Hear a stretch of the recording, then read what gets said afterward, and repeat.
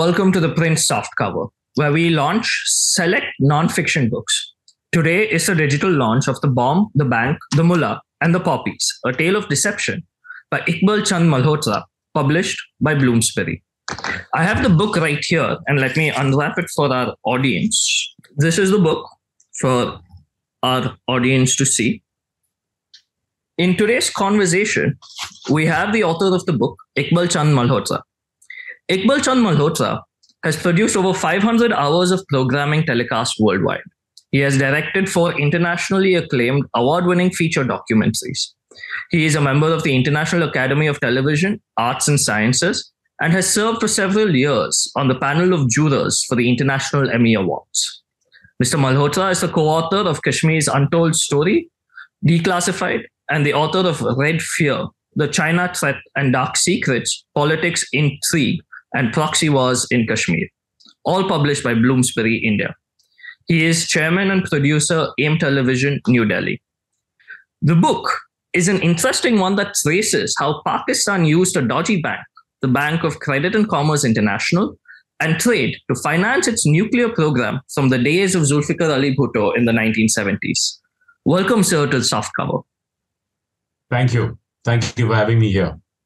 Sir, to begin with, as the book title mentions, you've pieced together the history of how the Pakistani state supported this bank, the Bank of Credit and Commerce International, or BCCI, and its efforts to launder money from the Medellin cartel to various drug cartels, and including the state's own clandestine drug operation. Right? What motivated you to study the history of Pakistan's narco trade, and how did you go about putting together all of this information into this book, sir? Well, firstly, let me just make a minor correction that the Pakistanis actually were supported by the bank. They didn't support the bank. They actually midwife the bank. And so, I mean, that it's very important for your viewers to understand that the Pakistan state didn't have the propensity to support anything. It was a bankrupt state. And they created the bank to support themselves. So that's the big difference. So let me tell you that as I've written in the introduction of my book, I have been involved with this story for about 40 years. In 1983, I first encountered the Bank of Credit and Commerce International when I stayed with a former colleague of mine from Cambridge University, a Pakistani guy who was working with the Bank of Credit and Commerce. And I had gone to China in 1983, well before the whole Deng Xiaoping revolution had taken place. And China at that point of time was a very sleepy country, and Beijing was a one-horse town with Tongas running in the streets. And on my way back in Hong Kong, I stayed with him. And that's when I was introduced to a Pakistani guy who was, later on I found out he was Afghan, who was working in the BCCI bank and who was, looking after the logistics operations of the bank through what was called Gokul Shipping. And then in 2001, I went to Afghanistan just before 9/11 to make a documentary film. And I also interviewed Commander Ahmad Shah Massoud. And during the course of that documentary, I came across, I was sort of came across or I was taken to see a vast cache of heroin, which had been refined and which was being transported from Afghanistan into Tajikistan and then into Russia. And then it was going to go into its markets in Western Europe and the UK. And so I was very fascinated. And then in 2003, I did a film on the nuclear trade between North Korea, China, and Pakistan, on how the Pakistanis had received help in their nuclear program from the Chinese, and in turn had helped the North Koreans, and how the North Koreans had received help from the Chinese in developing their ballistic missiles, and how they then assisted the Pakistanis in developing their own ballistic missiles. And it was the whole nexus. And that film was released in 2004 March on NHK. It was called Nuclear Tango, Why a Hero Fell from Grace, and was basically the story of Dr. A.Q. Khan. So all of this continued, and then I discovered that after having written 2 or 3 books on Kashmir and China, I discovered that there was a great story to be told which had not been told about how Pakistan really got into the nuclear race and how it financed it. Because there's a lot of literature available on how Pakistan got into the nuclear race, but there is hardly anything about how it financed that. I mean, next to nothing. So I, by then, had over the last 40 years, had a bird's eye view, or as we say in the television business, a top angle view of all the strands that were joining into this story. And so I put together these strands, and all of this material is from open sources and my own material that I've collected in my memories, over the last 40 years. And so I put it together in this book, and I named it The Bomb because it's about the Pakistani bomb, The Bank because it's about the BCCI bank that funded the Pakistan nuclear program, the Mullah, which is Mullah Omar, who was selected by President Musharraf when he was then a major general in order to consolidate the opium trade in Afghanistan by using Islam. And the poppies is because the poppies were very important. I mean, the poppy flower, because from 1971, when there was a kind of a collapse in the oil market, sorry, not 1971, 1979, I stand corrected. And the output of the oil producing countries was shrinking. So the BCCI bank could not collect petrodollar deposits of that volume that they were doing in the previous 5 to 6 years. So what they did was that they were looking for new sources of funding and financing. And then they got into the opium trade. So these 4 ingredients, and there was this very unconventional title, and a lot of people said, what a strange title, and it's non-serious and all. I said, look, this is a tale of deception, and this is the way it's going to be. So it was the bomb, the bank, the mullah, and the poppies, the story of these 4 characters, 3 characters, and this flower, the opium flower. Understandably so. And I think one of the important questions that I have, and this stems from your book, sir, is that you highlight how, for example, the International Monetary Fund in the 1990s declared Pakistan a stop-and-go state. Similar language was used just last week in a new IMF report as a stop-and-go state, where they have periods of failures to take economic reforms, and then suddenly moments of peace where they wake up and realize that as a state, they're bankrupt, and they're searching for external financing, right? How far is the military control of state institutions? How far does it run? And why has the state been allowed to be subsumed under the control of the military for so long? Because as your story starts, it starts from Zulfikar Ali Bhutto just after the Bangladesh war, when he described... It starts before that. Before that? 1964. 64, and with Ayub Khan and Mr. Awan. Awan, exactly. And then suddenly in 1972, in under a Shamiana, with the best of physicists, Bhutto declares, we're going to build a nuclear bomb, right? But then he is replaced with the military, and then you have periods of, seemingly governmental state control by politicians, but it's actually the military throughout, right? So how has the state been allowed to be subsumed under the military for so long? And how has the military had this free hand to run sort of a state within a state using, poppy, opium as a financing tool, sir? Let me explain to you. This goes back to 1951, when General Muhammad Ayub Khan took over as army chief, and he superseded a number of officers, I think 4 or 5 officers. And from that point on, a conflict started in the Pakistani polity, the conflict between the army and the civilian authority. Now, in British times, a governor or a governor general was called Lat Sahib, and they all like to be known as the Lat Sahibs. So the Mulki Lat Sahib was the governor general of the country, and he was the highest civilian authority. And the Jangi Lat Sahib, Jang means war. So Jangi Lat Sahib was the head of the military authority. So this conflict started as to who was superior, the Mulki Lat Sahib or the Jangi Lat Sahib. And for 5 years, this conflict happened. Number of prime ministers, Liaquat Ali Khan got assassinated, and there were all kinds of power intrigues going on.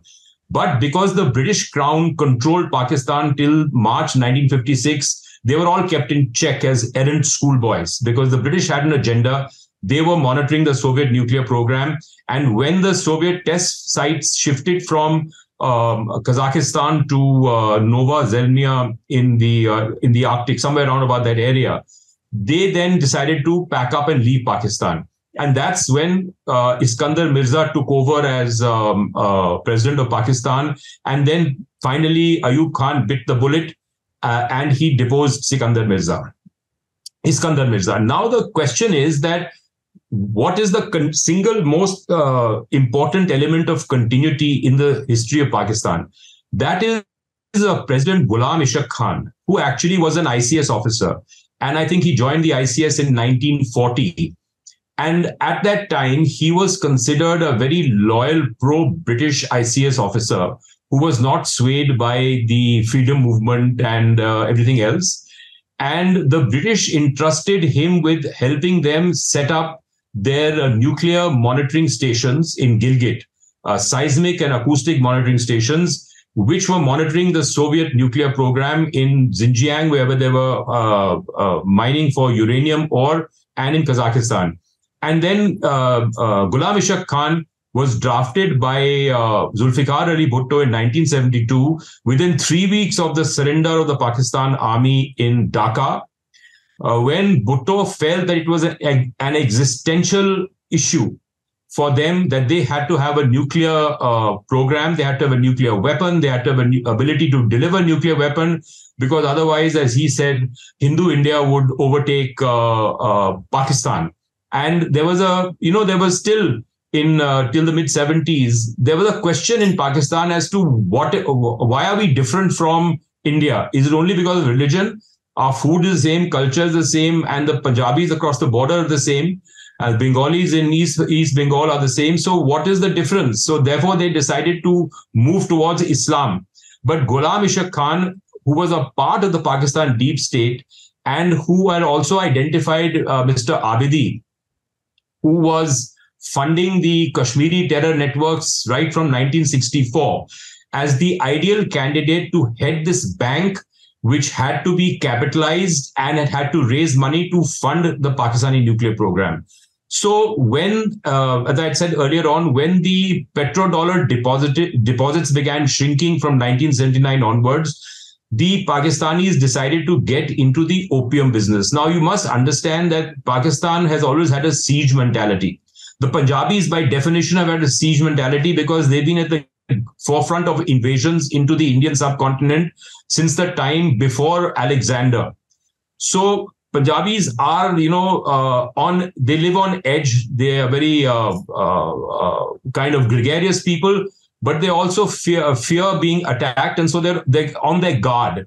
And the Pakistanis, therefore, were on their guard. And they were, because they were the generals who controlled the polity, didn't have the advantage of sophisticated education. And, in the earlier days, 50, 60 years ago, you didn't have to be a scientific nerd to be able to join the army. You just basically had to have a good physique and were interested in outdoor life. This was the kind of recruit that was taken into the Indian army in the 1920s, 30s, and 40s. So these blokes, these generals, who were, quite like a bull in a china shop, they came to power and they said everything is fair in love and war. If we have to go into heroin, the end result is what is important. Pakistan must have the bomb, and by hook or by crook, we will get the bomb.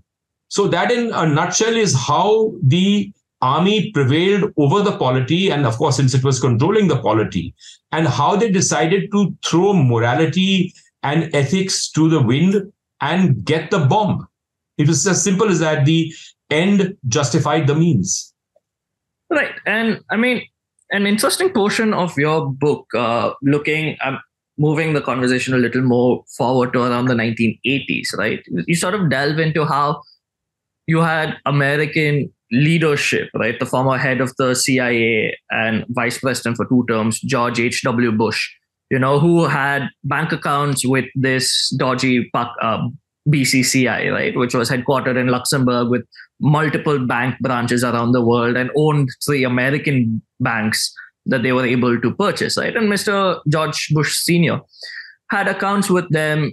He also had dealings with Manuel Noriega from Panama, where he was getting $100,000 as a CIA asset, right? And then how magically the day before, on the 18th of August, was the Republican National Convention in 1988, where Mr. Bush was going to become the presidential nominee.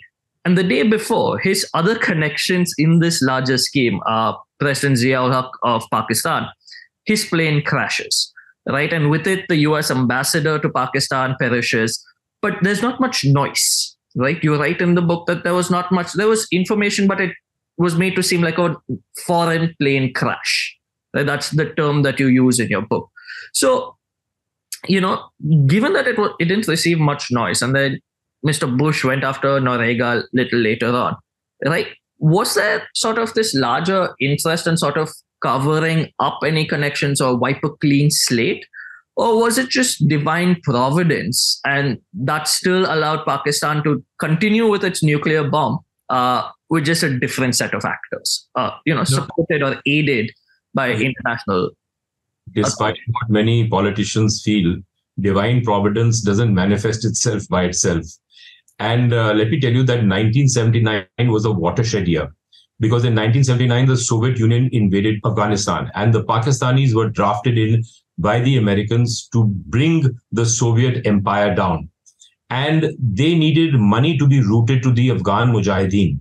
And the BCCI Bank, the Bank of Credit and Commerce International, became a banker to the Soviet jihad.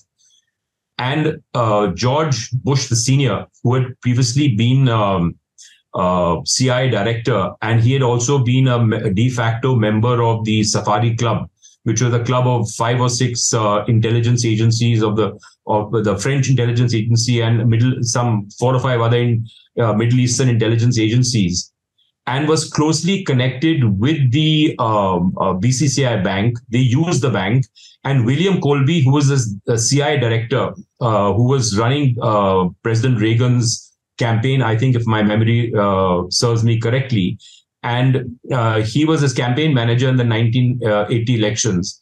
And they used this BCCI Bank very freely. But the relationship of the bank with the rest of the world became so toxic that by the time George Bush decided to run for the Republican Party's nomination in 1988, he had to cover 3 very embarrassing associations that he had. The first was his association with Manuel Noriega of Panama. The second was his association with the BCCI Bank. And the third was his association with President Zia-ul Haq of Pakistan, who by 1986-87 began shooting off his mouth that Pakistan already had the bomb. Now, that was manifested when Mr. Kuldeep Nair, the late Mr. Kuldeep Nair, eminent Indian journalist, went to Pakistan in 1987, just around the time of Operation Brass Tacks. And he obtained this interview with A.Q. Khan, during the course of which A.Q. Khan confessed that the Pakistanis had the nuclear bomb. Now, this was against the American non-proliferation policy. So Bush had to clean up his act. And that meant that he had to clean up his act vis-a-vis this guy, President Zia, President Noriega, and the BCCI Bank. And one day before the presidential nominations of the Republican Party in July 1988, there was this famous plane crash, and General Baig took over. And the events are described in my book. I don't need to go back into that. The viewers should be encouraged to read it. And Noriega, there was the invasion of Panama, and Noriega was arrested and pulled out and brought to America. And the BCCI Bank by 1991 had shut down. So all these 3 linkages to Bush had been removed because they had become toxic. Now states use all kinds of people, third parties, to further their own ends. And for the US in the 1980s, the most important objective was to destroy the Soviet Union. And in the destruction of the Soviet Union, they created another big demon, which was this whole issue of radical Islam and the Osama bin Laden and all these fellows who came in as a result of the Soviet jihad and who have been tormenting the US for the last 32 years. And they've been tormenting us as well. So we've all suffered that. So the question is that if the Soviet invasion of Afghanistan hadn't taken place in 1979, then all of this may not have happened. Something else may have happened, but all of this may not have happened this way. Fair enough, sir. And you had actually mentioned this very interesting character a little bit earlier on, Ghulam Ishaq Khan, right? And, he, like you pointed out, was appointed by Bhutto, survived post-Bhutto, thrived, became the president of Pakistan after Zia-ul-Haq served his 5-year term, and in that sense, like you said, he sort of was the institutional memory of the state. He even appointed Zulfikar's daughter Benazir Bhutto as prime minister, then removed her from power.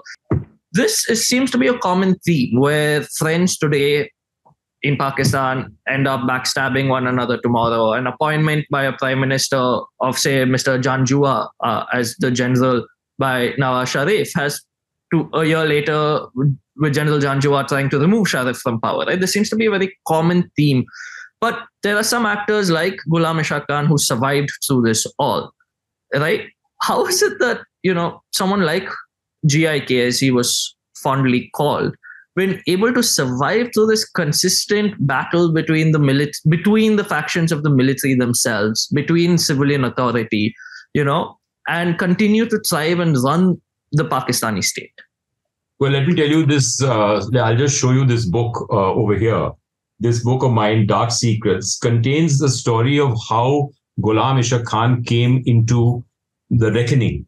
And that was, as I said, in the 1940s, when he helped the British set up their acoustic and seismic monitoring stations in Gilgit.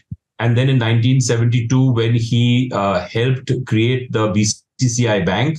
And then later on, when he became president. Now, he was made president when there was a power vacuum after the plane crash that killed General Zia. And there was a very interesting figure in Pakistani politics called Mr. Sharifuddin Pirzada, who was a constitutional lawyer. And every military coup in Pakistan has been legally underwritten by him, because he was the most eminent constitutional and legal brain in Pakistan. And General Beg wanted to take over, Mirza Aslam Beg wanted to take over as president and chief martial law administrator, but he was thwarted by Mr. Sharifuddin Pirzada, who brought in Ghulam Ishaq Khan as a compromise candidate. And that's how Ghulam Ishaq Khan came into power. And he agreed to share power, because by then he had fused in with the military philosophy, and he was the single longest element of continuity within the Pakistan state. If you take it from 1940, when he was helping the British, and he was very closely connected with helping the British consolidate and maintain their power in that part of the world from 1940 to 1956. And he was an ICS officer. He was trusted by them. And because he had this continuity and he had this bag full of secrets, and he actually held the keys to the nuclear kingdom and the financial resources of Pakistan, he was brought into this whole picture. And because the generals couldn't do without him, and he agreed to play the game, there was a sharing of power somewhat. And when the civilian authority was brought in, when Benazir was under American pressure, she won the election, and or didn't actually win the election, but she formed a government. I mean, she didn't have a clear majority. There was a troika of Ghulam Ishaq Khan, General Beg, and Benazir Bhutto.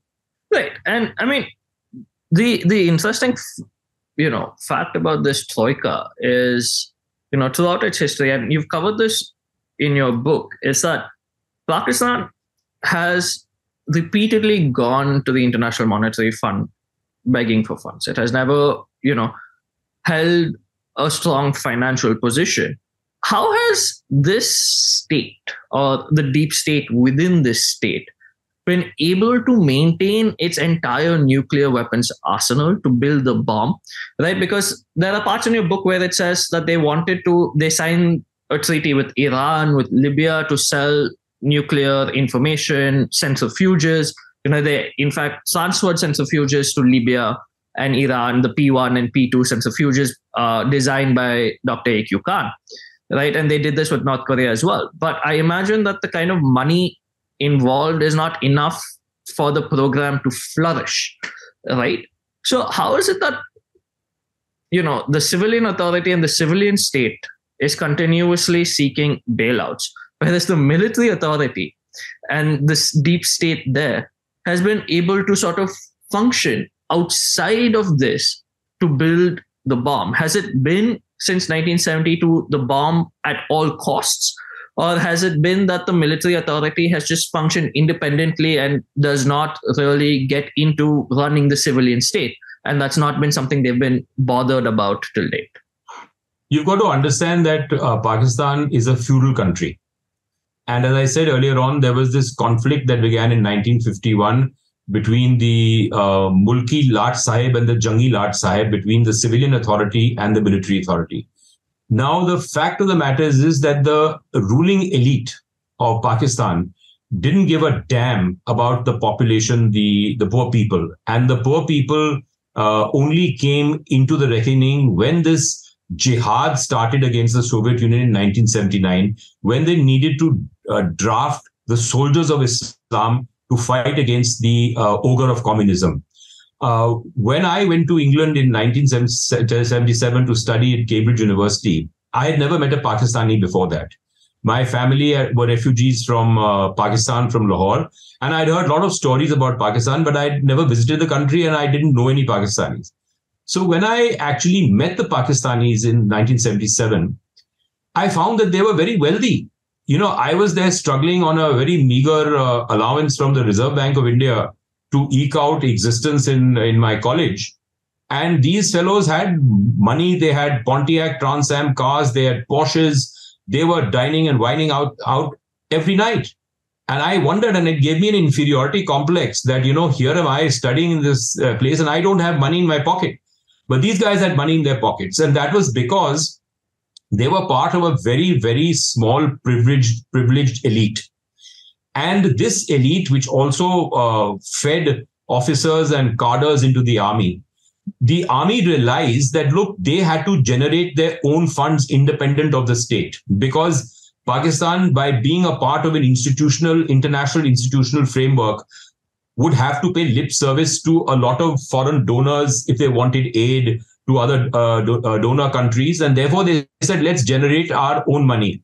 Now, the biggest commercial enterprise in Pakistan is the Fauji Foundation. The Fauji Foundation is in everything from tampons to steel. And they have, I think, conservatively, I don't know the figures, but I can conservatively estimate that their annual revenue is in excess of $5 billion. Okay.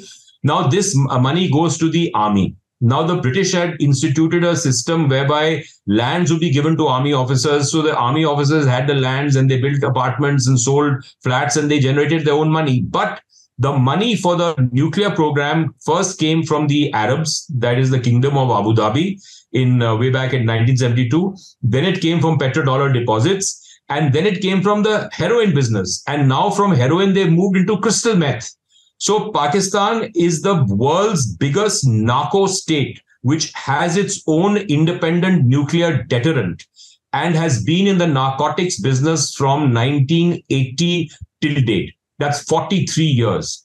So, I mean, that answers all your questions. That where was the money being raised? It was raised from narcotics. And I think that the street value of Afghan grown opium in its end final product as heroin, and the street value of crystal meth, which is made from ephedra, which is grown in Balochistan and on the Afghan-Balochi border. If you combine both these drugs, nobody has done an estimate. But if you look at street prices and you look at figures on the dark net, it's something in the region of astounding figure of $40 to $50 billion a year. Now, that's the street value of the drugs that emanate out of this AFPAC region. So if you take a percentage of that, whether it's 30% or a rule of thumb, back of the envelope calculation, so that's about $18 to $20 billion a year. And that $18 to $20 billion a year is enough to fund all their games, all their terrorism, and maintain their nuclear arsenal. I mean, if you look at the fact that this scientist, eminent Pakistani nuclear scientist Parvez Oudboy, he was being attacked by Dr. A.Q. Khan, who made the Pakistan bomb, because he said that they don't have any permissive action links, which is ways and means to control the involuntary detonation of the bomb. And he didn't even know of their existence. So it was like a Jugaadu bomb created by stealing parts and stealing technology from all over the world, assembling it. कि मैं तो bomb बना सकता हूँ और मैं बना के दिखाऊंगा. And they made it. So that is the nature of the state. It's a Jugaadu state. And every which way you can make money, you make money and fund your existence and fund your deterrence. So, you're already in a state of constant siege. So you say, how much do I need every year to maintain my own lifestyle and this entire cabal of people who are in the game, and to maintain our nuclear deterrence and pay for the army? Baki logo ko maro goli, dafa ho jaye. Humko kya karna? Yes, sir. And I think this brings up the question when you talk about its role in sort of trying to create a client state in Afghanistan, right, and to sort of protect the military's attempt to protect its economic interests of the poppy fields, right? And you have, when President Musharraf was a major general, he brings in Mullah Omar, who then becomes the leader of the Taliban. And then, you see the Taliban coming to power in 1996 in Afghanistan, right? But through all of this, whether it's President Musharraf or whether it is Lieutenant General Fazle Haq, who ran the heroin refinement centers in Pakistan previously, they have always been, the army has always been able to sort of be taken seriously by, international actors, be it the US, be it China, be it any number of states, right? But on the other hand, they're also playing these games, deceiving the world powers.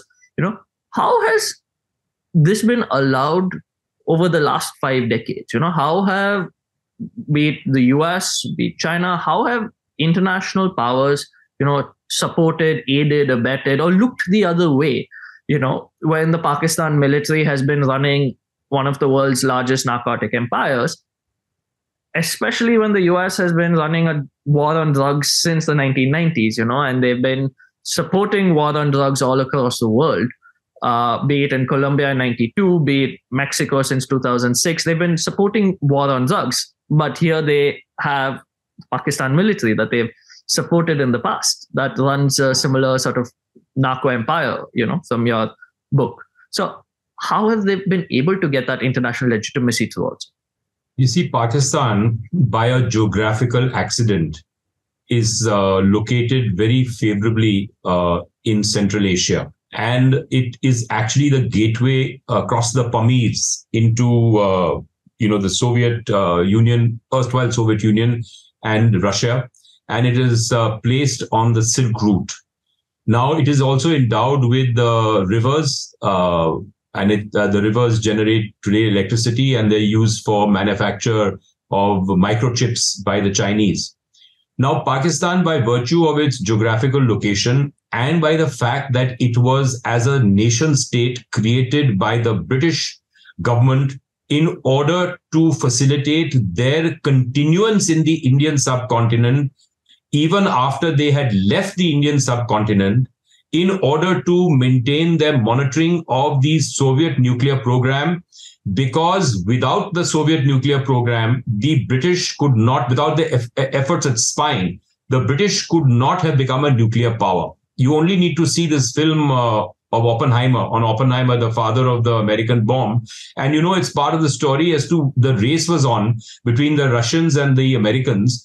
And the Americans introduced the Hyde Act, 1945, which prohibited the British from gaining the benefits of American research and technology in the field, in the nuclear field, and therefore they had to go on their own. And therefore, Pakistan was very useful to them from 1947 to 1956. And after that, the Americans stepped in because they wanted a base to monitor the Soviet nuclear program, which was being monitored earlier on by the British. And they set up the base in Peshawar, and they had all these U-2 flights flying over from there.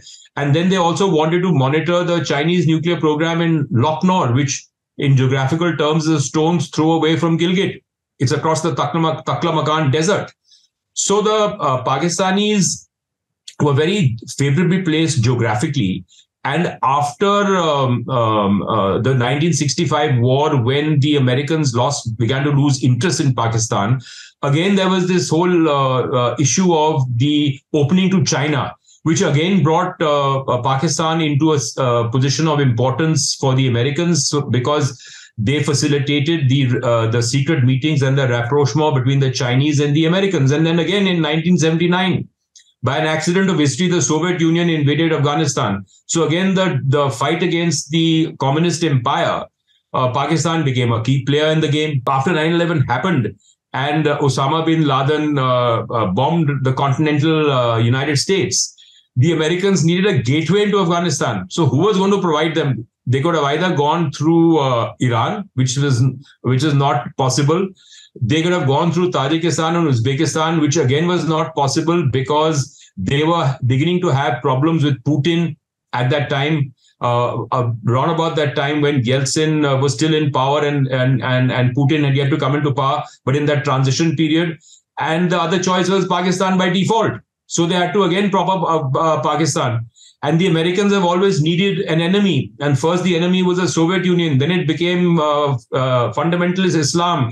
Then now it's China. And then it's now back. It's back to Putin and the Russians. So the fact is that Pakistan has always exploited its geographical position. And the lessons learned by the Pakistani, by the Muslim Punjabi soldiers and officers in the Indian Army during the Second World War, where they rubbed shoulders with their white counterparts, the British, they then got a taste of what life is at the top of the table. You know, it's like the table. The table is very important. Is in those John Wick movies, you know, that they say the table and everybody else is below the table. So they wanted to be on the table. And their attempt has been to get a seat on the high table for the last 75 years. Now, they haven't been successful. And this goes back to the man who gave them the ideological basis of Pakistan, Sir Muhammad Iqbal, who wrote this book, where he remonstrated with the divine and said that, why I have given we have given our soldiers to fight for in the First World War against the Germans. And then this Ottoman Empire was disbanded and you destroyed Islam. Why did you permit that? So there was this constant refrain that, look, we are intellectually as capable as the white man. And you go back historically to the 19th century when this first war of independence was fought in 1857, and the Muslims were involved in it, along with the Bengalis and the upper caste Hindus. And the British then cracked down on them after 1857. And therefore, they set up this Deoband seminary in North India, which is about 200 kilometers from Delhi, which became an intellectual basis of the revolt against the white man's rule. But then later on, the British co-opted the Punjabi Musalman into the army and things changed. But the aspiration of the Pakistanis, if you go back to the 19th century, has been to sit on the high table with the white man. And that aspiration, as long as there was a fueling of that ability to actually get to the table, they've been in this game. And they say, look, we are very important to you, so use us, in the hope that the white man will then enable them to dine with him.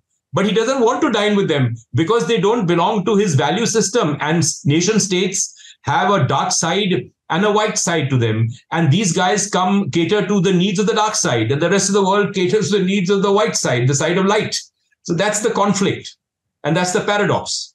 The Bomb, the Bank, the Mullah and The Poppies is out now.